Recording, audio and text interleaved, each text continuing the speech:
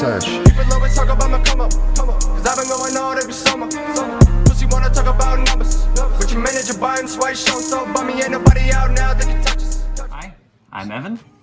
I play Crystal Beast, and I guess I'm doing a little bit of a deck profile here. I'm just gonna go through the ratios of what I got and kind of the idea behind it. This is a combo style deck rather than the Conclave control variant, and a lot of this was stolen from Neshi, and then some other random ratios thrown in there to help out with it. But yeah, let me get started here. I'm gonna divide this into sort of packages. So your mainline Crystal Beast package is gonna be 2 of the Rainbow Dragon, 2 of the Crystal Beast Rainbow Dragon, 3 of the Pegasus, and 2 of the Ruby Carbuncle. These are kind of your starter cards that you want to see. And then we also play 5 hard garnets in the form of Emerald Tortoise, Amethyst Cat, Amber Mammoth, Cobalt Eagle, and Topaz Tiger. We're playing a larger deck list because we want to dilute the chances of getting one of these 5 in an opening hand, because usually you don't want to see them anywhere except your graveyard. Off of the Crystal Beast Rainbow Dragon, we also want to be able to search the Rainbow Dragon for summoning the Overdrive and also using as a target for some of the spells. So we run 2 so that we can search it twice if we get interrupted on turn 1. As far as Crystal Spell Traps go, we run 3 of the new card, Golden Rule, which is like soul charge for the deck, and you're doing everything in your combo to find this at the beginning so that you can summon Ruby Carbuncle and place 2 Sapphire Pegasus so that you can start getting Crystal Beasts onto the field. To sort of follow that up, we go 3 Rainbow Bridge of the Heart, which gives you an extra normal summon, and it also searches Golden Rule, so very good to see it. We run 3 Rainbow Bridge, which also searches Golden Rule, and then Awakening of the Crystal Ultimates, which searches Rainbow Bridge to search Golden Rule. The other spell traps we run are 3 of the Crystal Bond, another good combo starter because you can add any of your Crystal Beasts to hand and then place Rainbow Dragon in the back to search Rainbow Dragon and summon another Crystal Beast, usually another one of the level 3s, either Cat or Tortoise. We also run 1 each of Conclave, Miracle, and Beacon. Beacon as an extender. Miracle is usually what you'll be searching as an Omni Negate for random board breakers, and Conclave is just the icing on the cake. If you have it, it's an extra bounce. That's all for your Crystal Beast, right? Yeah, this is the last of the Crystal Beast monsters. So yeah, we'll put these out of the way.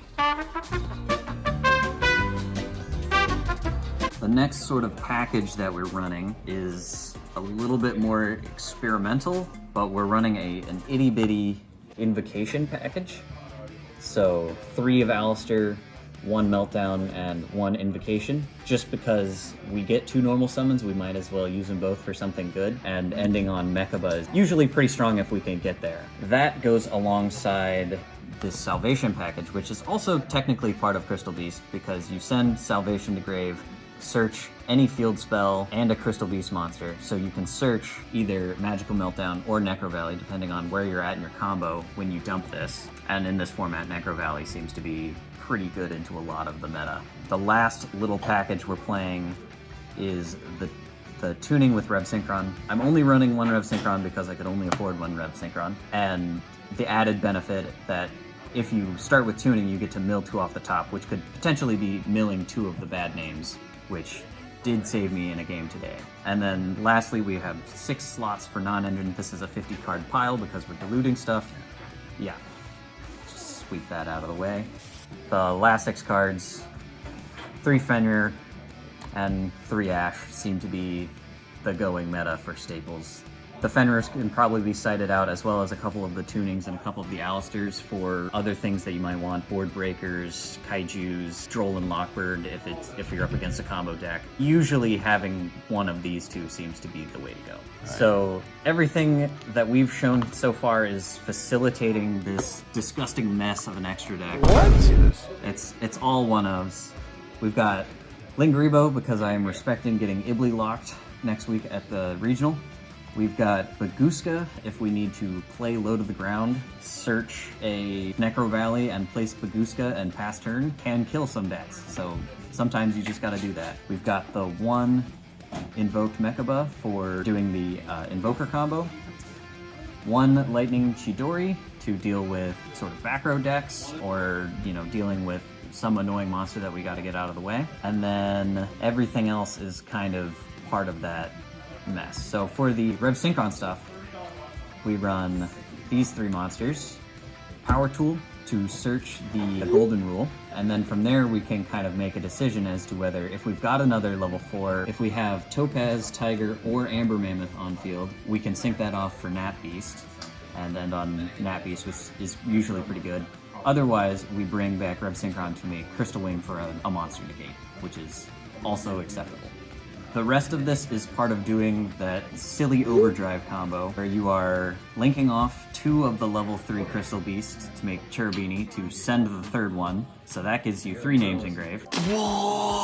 Cross Sheep, which when you contact fuse into Rainbow Overdragon, lets you revive your either a Carbuncle or a Sapphire Pegasus to just get you more names rolling. As far as Link 4s go, the best end board you'll end on is Apollosa and Zealantis that you linked 1 from Saryuja, so it gives you a pop 2 when you enter battle phase to protect a low attack Apollosa from getting walked over. And then the last 2 monsters are Ultimate Rainbow Dragon Overdrive and Dugares as another extender. The ideal end board looks something like Crystal Wing, Overdrive, Apollosa, Zealantis, and if you're lucky, you have a Mechaba in there too. That's crazy! Last week we did pretty well. This week the competition was a little stiffer and we didn't quite get the full combo out most of the time, but even if you don't do the full turbo combo, you can stop halfway and end on Baguska or end on something like a Crystal Beast beatdown and controlling the game with Conclave. So you can kind of pivot halfway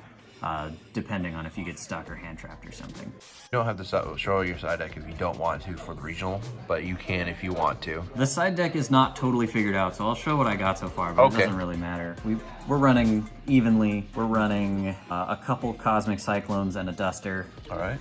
Droll to side out of a couple of tunings if we're going second and just need better stuff. A couple of Kaijus and a Change of Heart, and then the last 2 cards is 2 extra copies of Conclave if we're up against something that is going to mess with the turbo combo. Someone we know is running Droll or running Nibiru. We can side into something that is more of a control style deck. But again, all of this is subject to change before the regional. I'm not really sure how it's going to shake out yet.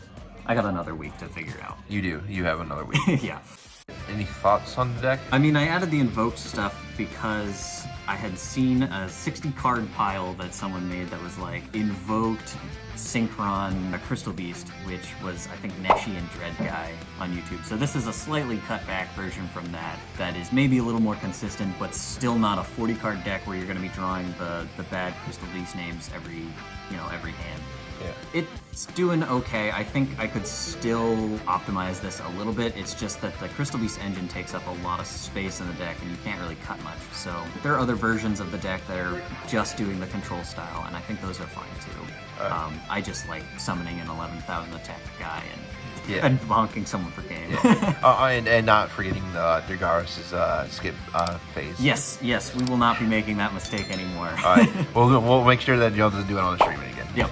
So thank you for Evan for doing the deck profile, and if you want to get more of his duels, check out the stream. This is ShankatsuXero. Sign out. See ya. Search. People always talk about my come up, cause I've been going all every summer. Pussy wanna talk about numbers, but you manage your buying swipe show, so bummy ain't nobody out now that can talk.